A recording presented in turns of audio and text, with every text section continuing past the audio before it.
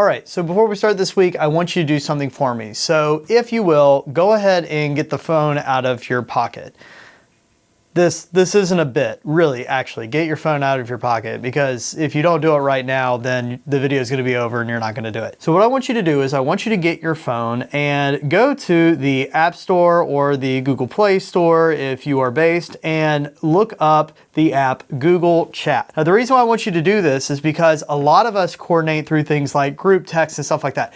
Group texts are a horrendous way to communicate when you're talking about large groups of people, and when you're talking about what we're doing, it's a large group of people now. So we have, as a church, a Google Workspace, which lets us do some really cool things when it comes to communication, keeping everybody in the loop. It allows us to be able to take people who are like, kind of church service coordinators, but then have, kind of a different thing for Thursday home church and hub church and Sunday home church. And anyway, point is, it's just better.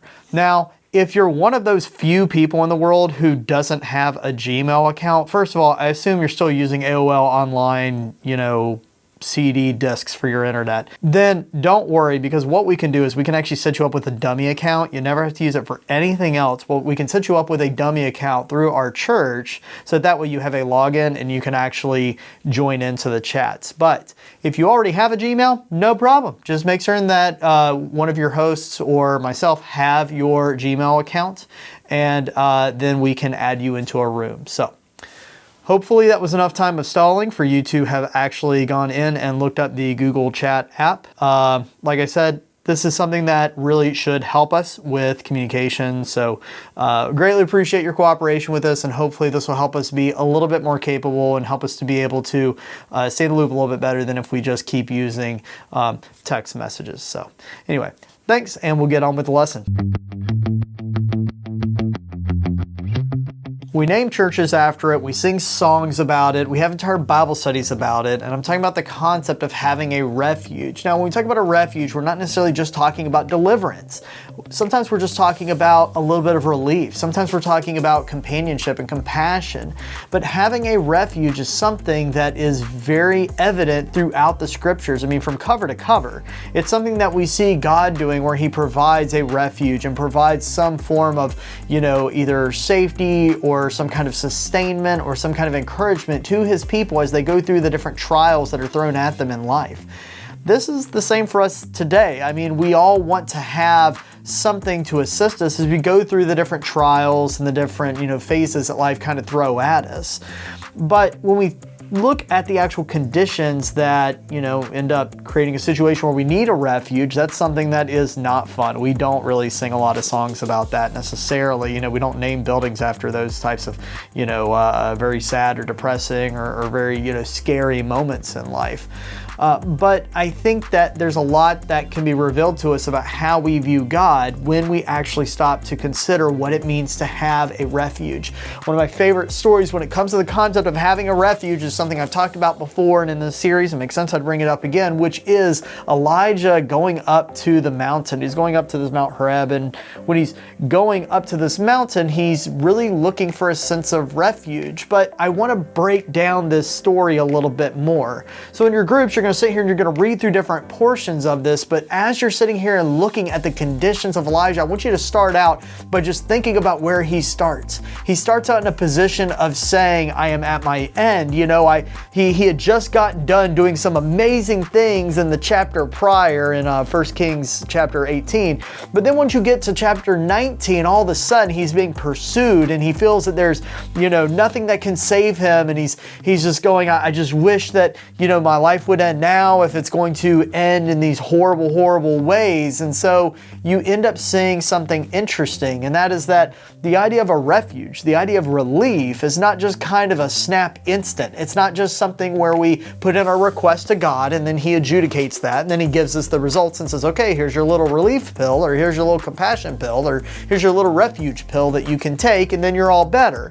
Instead, sometimes there's a process. There's almost a little bit of a journey that takes place as a part of refuge. And that's important, because what we read about later on in Romans, as Paul puts it, is that it is those trials and it is those hard times that oftentimes result in us having a much stronger faith and understanding our God at a much deeper level.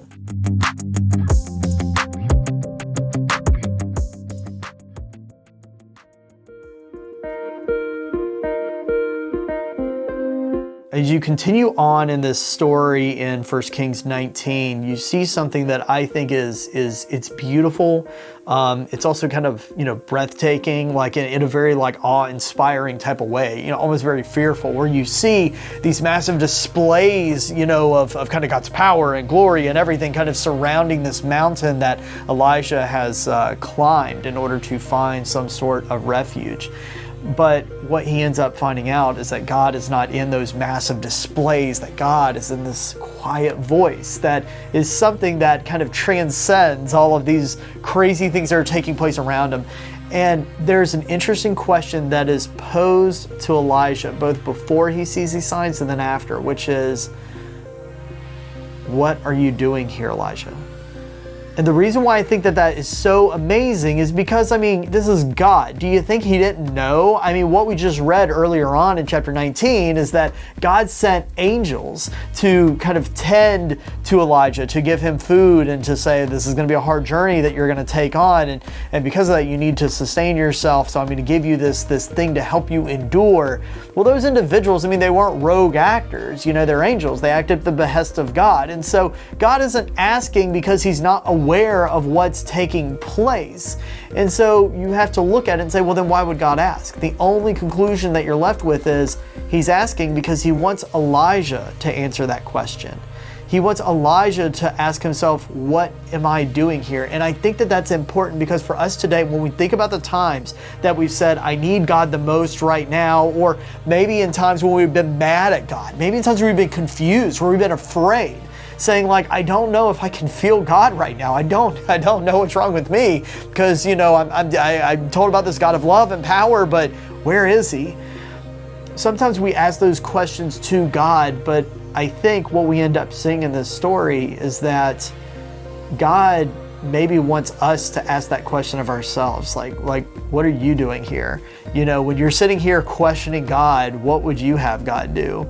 When you're looking and saying, well, this isn't fair. Well, what would be fair for God to do in your eyes? I think it challenges us because it forces us to come to account for how we treat God.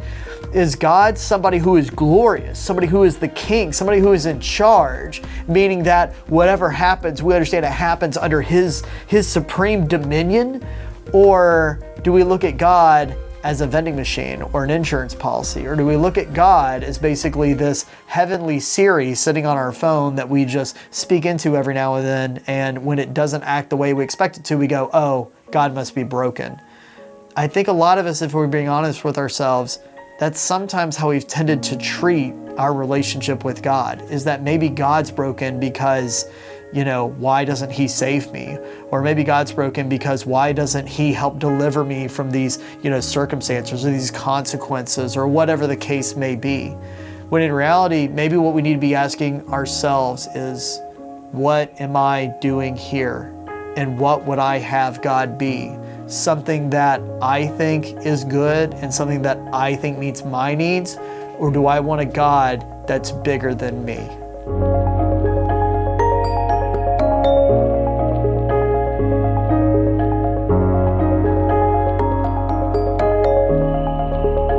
Elijah received his refuge. He literally got a refuge from the circumstances. He was being pursued, and he ends up, as a result of meeting God at this mountain, going out into the wilderness, no doubt at a place where his pursuers would have a hard time finding him. And he ends up going and experiencing God, getting that spiritual rejuvenation of, that revival of being able to have this experience to commune with his Creator. That's an astounding thing. That would provide refuge from pretty much anything that would bother the soul. But what's interesting is looking at the purpose of the refuge. A lot of times we look at refuge, and I think what the world tries to sell us as refuge is being able to just escape from our problems, being able to ignore them for a little while even. But when you look at God, he remarkably is actually more realistic than what I think the real world is. The real world we see around us will try to say like, oh, well, vacations, hobbies, different pursuits, I mean, shoot, maybe it's something as simple as like, you know what, you just need a new start. You just need to pull up, the stakes of your tent and then go move somewhere else. Maybe it's, the family unit has fallen apart. You just need to start over. That's what the world will tell you. And if you do that, then you will find refuge from what is hindering your soul. But what you can see God doing is looking at it and saying, you have to deal with this stuff. And so God's refuge is a refuge that gives us endurance. It's something that gives us the strength to be able to deal with things that innately we can't deal with. It gives us that ability to be able to navigate waters that we may think are just simply too choppy for us to survive. The refuge that we have through Jesus Christ is so much stronger and more enduring than anything that this world can offer us and anything that we can concoct in our own minds. And you see that in the following verses after what we've already read in 1 Kings 19. You end up seeing God turning around after asking Elijah, what are you doing here? And Elijah responding with, his current predicament. All right, I want you to go, and then gives them these instructions of people to go see. And what you end up seeing in the verses shortly after that is that after sending him back on this mission, he ends up meeting up with another key prophet of the Old Testament, Elisha.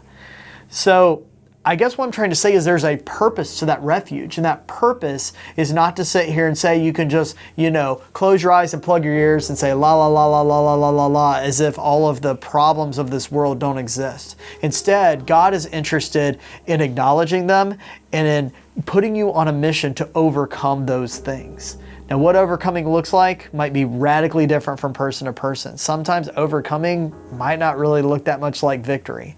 But what we know is that God's meaning and that God's mission is beautiful. It is glorious. And it is something that gives us the strength to carry on even when we think we are at our wits' end.